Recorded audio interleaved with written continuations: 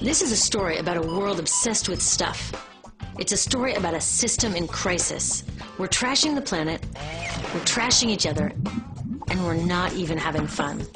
The good thing is that when we start to understand the system, we start to see lots of places to step in and turn these problems into solutions.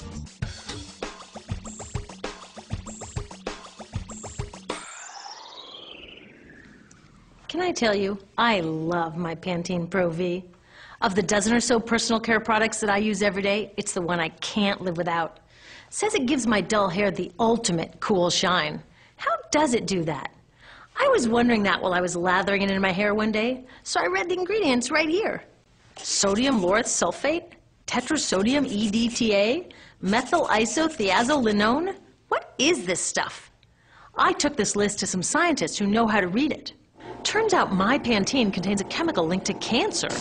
And lots of other products in my bathroom, from sunscreen to lipstick and even baby shampoo, also contain chemicals linked to cancer or other problems like learning disabilities, asthma, and even damaged sperm.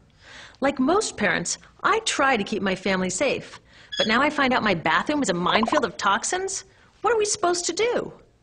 To find out the answers, we have to go back to one of the key features of our materials economy: toxics in, toxics out. If, at the factory, you pour toxic chemicals into a product, like baby shampoo, you're going to wind up with toxic baby shampoo, and toxics in workers, communities, and, babies. So let's take a closer look at this toxic outrage where it seeps into our lives every day, in the bathroom. The average woman in the U.S. uses about 12 personal care products daily. The average man about 6. Each product containing a dozen or more chemicals. Less than 20% of chemicals in cosmetics have been assessed for safety by the industry's safety panel, so we just don't know what they do to us when we use them. Would you fly on an airline that only inspects 20% of its planes? Of course, not all of these chemicals are dangerous, but we know that many are. Some are carcinogens. That means that they can cause cancer. Others are neurotoxins and reproductive toxins, proven to mess up brain development and reproduction in animals. Wait a minute, we're animals too. It's like a giant experiment. We're using all these mystery chemicals and just waiting to see what happens. One thing we do know is that they're getting inside us. I had my body's toxicity levels tested, and I'm loaded with things like mercury, flame retardants, triclosan, and lead. We all are. Even babies are being born pre-polluted. Now, I know we can't live in a lead-free world, but do we have to put lead in our lipstick? I don't know. Maybe it's my fault. Maybe I just bought the wrong thing. At the store, the choices seem endless. I can get lipstick in 49 shades, or shampoo for hair that's too dry, oily, fine, limp, or frizzy. But what about the choices that really matter? Like the choice to buy products that are safe? It turns out the important decisions don't happen when I choose to take a product off the shelf. They happen when companies and governments decide what products should go on the shelves. So who are these companies? This is Procter & Gamble. They're the ones offering me Herbal Essences, the #2 shampoo in the country. It contains toxic petrochemicals made from oil. Since when is oil an herb?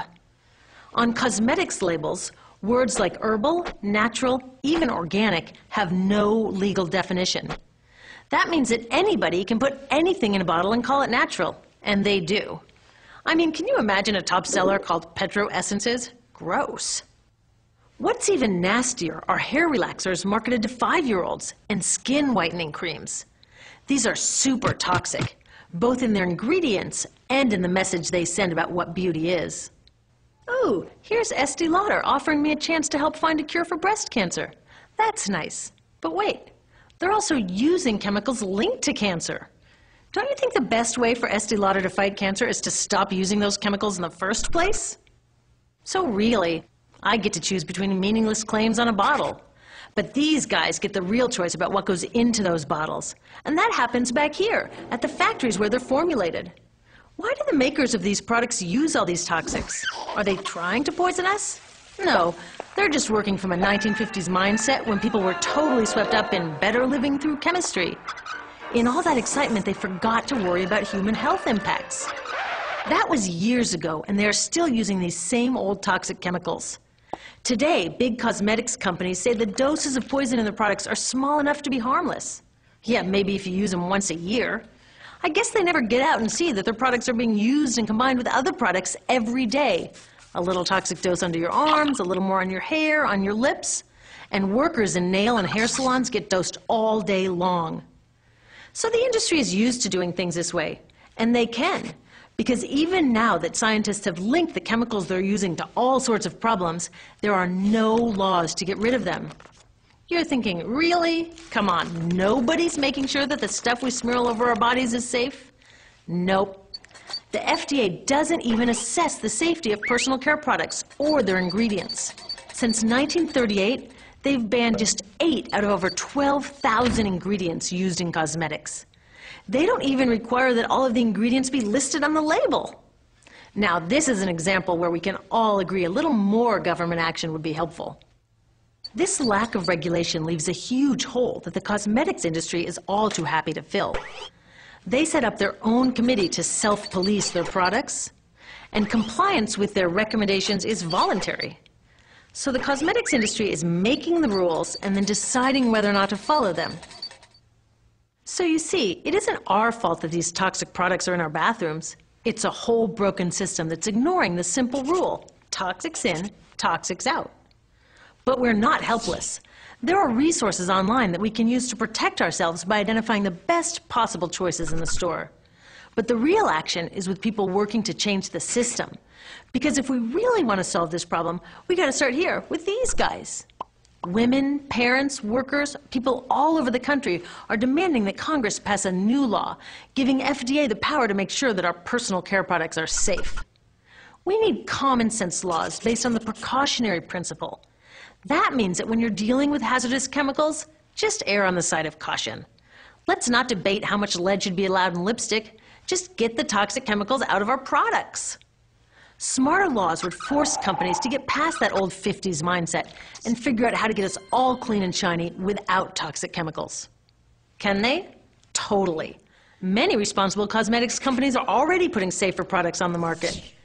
Green chemists are developing substances that are designed to be safe and non-toxic in the first place.